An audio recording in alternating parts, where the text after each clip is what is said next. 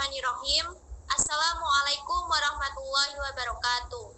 Yang terhormat kepada Bapak Muhammad Nasruddin MPDI selaku dosen pengampu mata kuliah Ulumul Hadis kelas G serta teman-teman semua yang saya hormati dan saya sayangi.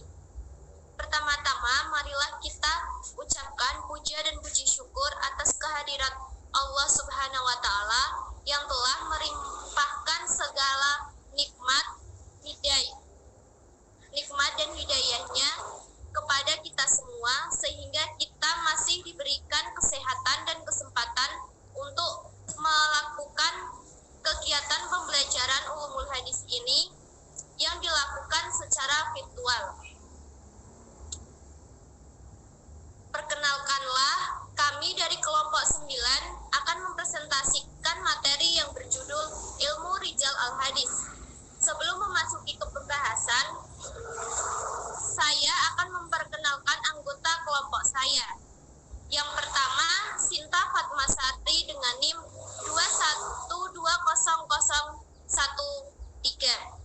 Yang kedua, Nova Rizkiatul Malia NIM 2120023. Saya sendiri selaku moderator dan pemateri 1. Yang ketiga, Fatasya Aulia NIM 2120128. Yang keempat, Muhammad Syahrul Aziz NIM 2120173 selaku pemateri kedua. Memasuki ke pembahasan yang pertama akan disampaikan oleh Saudara Muhammad Syahrul Aziz. Kepadanya saya persilahkan. Terima kasih kepada moderator untuk penjelasan yang pertama, yaitu mengenai pengertian Rijalul Hadis. Sebelum masuk ke pembahasan utama, perlu diketahui apa itu ilmu hadis dirayah. Ilmu hadis dirayah adalah ilmu yang diketahuinya hakikat riwayat, syarat-syaratnya, hukum-hukumnya, keadaan perawi dan syarat-syarat mereka, macam-macam apa yang diriwayatkan dan apa yang berkaitan dengannya. Dan perawi adalah orang yang meriwayatkan hadis dari orang yang ia ambil darinya. Adapun marwi adalah hadis yang disampaikan dengan cara periwayatan dan yang diriwayatkan ini secara istilah dinamakan dengan matan. Dan adapun orang-orang yang meriwayatkannya dinamakan dengan perawi atau rijal al-isnad. Dengan demikian, ilmu rijalul hadis atau ilmu tarikh arwat, ilmu sejarah perawi, adalah ilmu yang diketahui dengannya keadaan setiap perawi hadis dari segi kelahirannya, wafatnya, guru-gurunya, orang yang meriwayatkan darinya, negeri dan tanah air mereka. Dan yang selain dari itu yang ada hubungannya dengan sejarah perawi dan keadaan mereka. Dan ada juga yang mengatakan bahwa ilmu Rijalul Hadis adalah ilmu untuk mengetahui para perawi hadis dalam kepastiannya sebagai perawi hadis. Yang selanjutnya yaitu latar belakang munculnya ilmu Rijalul Hadis. Kemunculan ilmu rijal merupakan buah dari berkembang dan menyebarnya penggunaan isnad serta banyaknya pertanyaan tentangnya. Dan setiap maju zaman, maka semakin banyak dan panjang jumlah perawi dalam sanad. Maka perlu untuk menjelaskan keadaan perawi tersebut dan memisahkannya.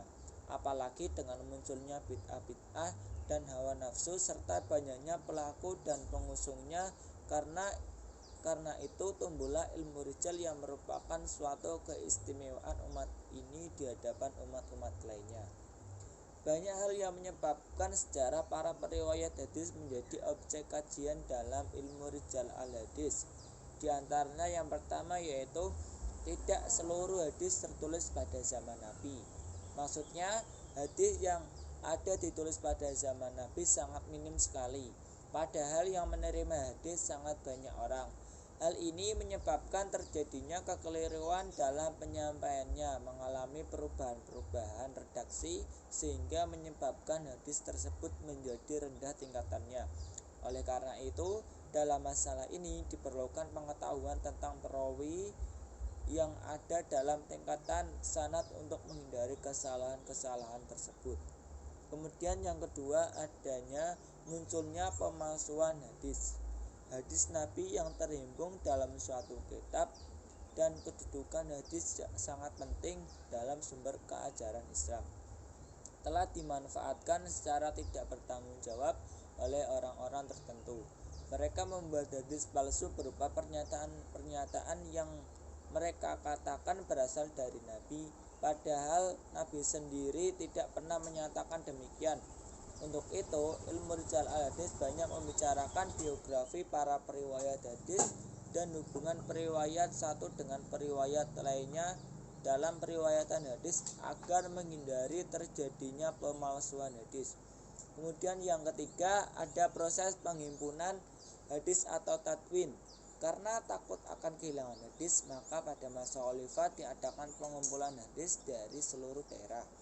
Dalam melakukan penghimpunan hadis ini diperlukan pengetahuan tentang sejarah hidup para perawi sehingga dapat diketahui kualitas hadis yang dihimpun tersebut agar tidak terjadi ketercampuran antara hadis yang lebih baik kualitasnya dari segi sanad dengan hadis maudhu maupun hadis dhaif dalam penghimpunan itu.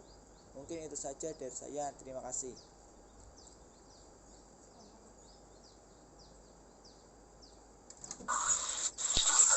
Selanjutnya yaitu cabang-cabang rijalul hadis. Yang pertama yaitu ilmu tabaqat arwah, yaitu ilmu yang mengelompokkan para periwayat ke dalam suatu angkatan atau generasi tertentu.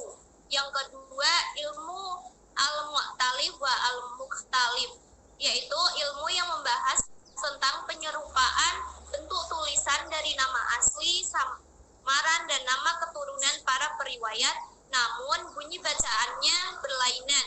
Yang ketiga ilmu al-muttafiq wa al-mutarik, yaitu ilmu yang membahas tentang perserupaan bentuk tulisan dan bunyi bacaan namun berlainan personalianya. Yang keempat yaitu ilmu al-mubahamat, yaitu ilmu yang membahas nama-nama periwayat yang tidak disebut dengan jelas. Selanjutnya yaitu kitab-kitab dan ulama rijalul hadis. Yang pertama, kitab Tarikh As-Sahabah karya Muhammad bin Ismail Al-Bukhari. Yang kedua yaitu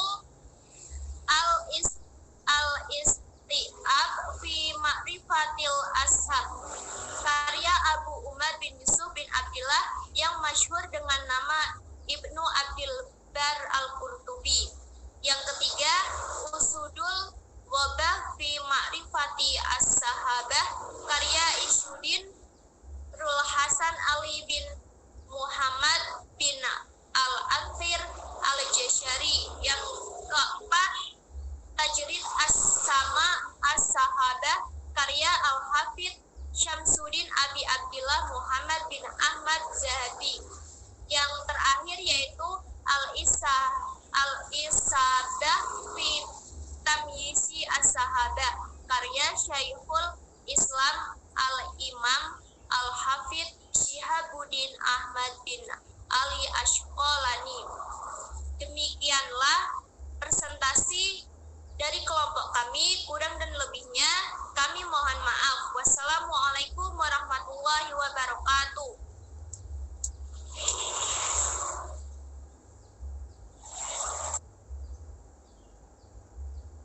Sebagai perawi hadis.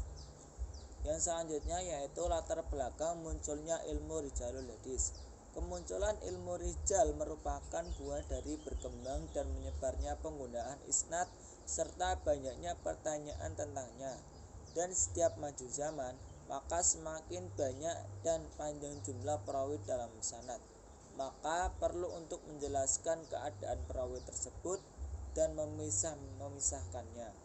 Apalagi dengan munculnya bid'ah-bid'ah dan hawa nafsu serta banyaknya pelaku dan pengusungnya, karena itu tumbuhlah ilmu rijal yang merupakan suatu keistimewaan umat ini di hadapan umat-umat lainnya.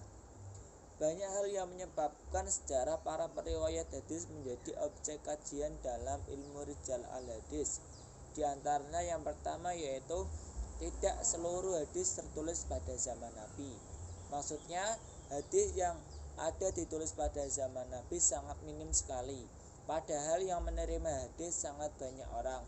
Hal ini menyebabkan terjadinya kekeliruan dalam penyampaiannya, mengalami perubahan-perubahan redaksi sehingga menyebabkan hadis tersebut menjadi rendah tingkatannya. Oleh karena itu, dalam masalah ini diperlukan pengetahuan tentang perawi yang ada dalam tingkatan sanad untuk menghindari kesalahan-kesalahan tersebut. Kemudian yang kedua, munculnya pemalsuan hadis.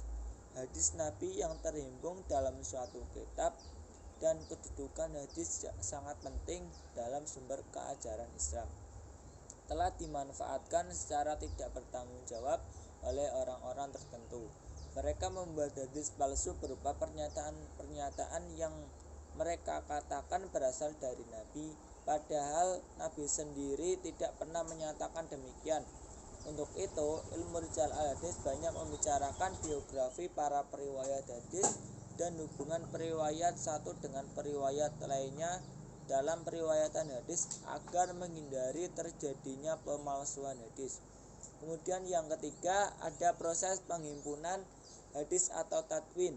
Karena takut akan kehilangan hadis, maka pada masa khalifah diadakan pengumpulan hadis dari seluruh daerah.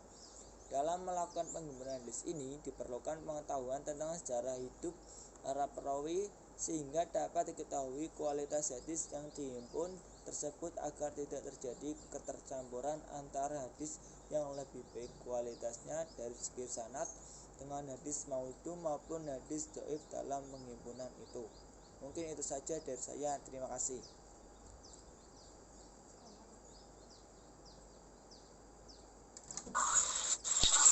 Selanjutnya yaitu cabang-cabang rijalul hadis. Yang pertama yaitu ilmu tabaqat arwah, yaitu ilmu yang mengelompokkan para periwayat ke dalam suatu angkatan atau generasi tertentu.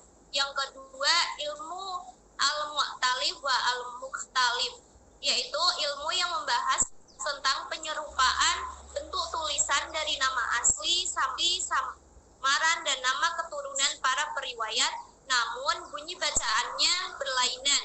Yang ketiga ilmu al-muttafiq wa al-mutarik, yaitu ilmu yang membahas tentang perserupaan bentuk tulisan dan bunyi bacaan namun berlainan personalianya. Yang keempat yaitu ilmu al-mubahamat, yaitu ilmu yang membahas nama-nama periwayat yang tidak disebut dengan jelas. Selanjutnya yaitu kitab-kitab dan ulama rijalul hadis. Yang pertama, kitab Tarikh As-Sahabah karya Muhammad bin Ismail Al-Bukhari. Yang kedua yaitu Al-Istiab fi Ma'rifatil Ashab karya Abu Umar bin Yusuf bin Abdillah yang masyhur dengan nama Ibnu Abdil Bar Al-Qurtubi. Yang ketiga, Usudul Wabah fi Ma'rifati As-Sahabah karya Isyuddin Rul Hasan Ali bin Muhammad bin Al-Athir Al-Jashari. Yang keempat, Tajrid As-Sama As-Sahabah karya Al-Hafidh Syamsuddin Abi Abdillah Muhammad bin Ahmad Zahabi. Yang terakhir yaitu Al-Isabah fi Tamyizi As-Sahabah karya Syekhul Islam Al-Imam Al-Hafidh Syihabuddin Ahmad bin Ali Ashqalani. Demikianlah presentasi dari kelompok kami, kurang dan lebihnya kami mohon maaf. Wassalamualaikum warahmatullahi wabarakatuh.